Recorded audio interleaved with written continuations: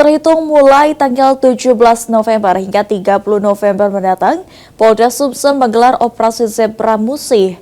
Dalam operasi kali ini, 95% Polda Sumsel akan lebih melakukan penindakan penilangan melalui Electronic Traffic Law Enforcement atau ETLE. Tilang melalui ETLE akan lebih ditingkatkan oleh Polda Sumsel dalam gelaran operasi Zebra yang dilakukan dari tanggal 17 November hingga 30 November mendatang. Selain itu disampaikan oleh Dirlantas Polda Sumsel Kombes Pol Maesa Sugriwa jika pihaknya akan melakukan tindakan preventif dan preemptif kepada masyarakat.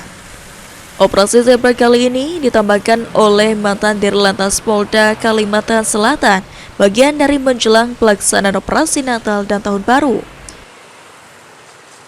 Sasaran-sasaran yang operasi Zebra Musih 2025 ini perintah dari Pak Kakor Lantas yaitu mengedepankan fungsi preventif maupun preventif ya. Untuk represif kegiatannya 95% menggunakan ETLE yang sudah terpasang sekitar 70 di seluruh jajaran Polda Sumsel menggunakan ETLE 95% dan 5%-nya menggunakan tilang manual.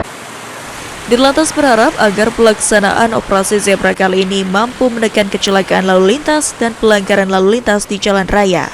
Tim Liputan, PAL TV.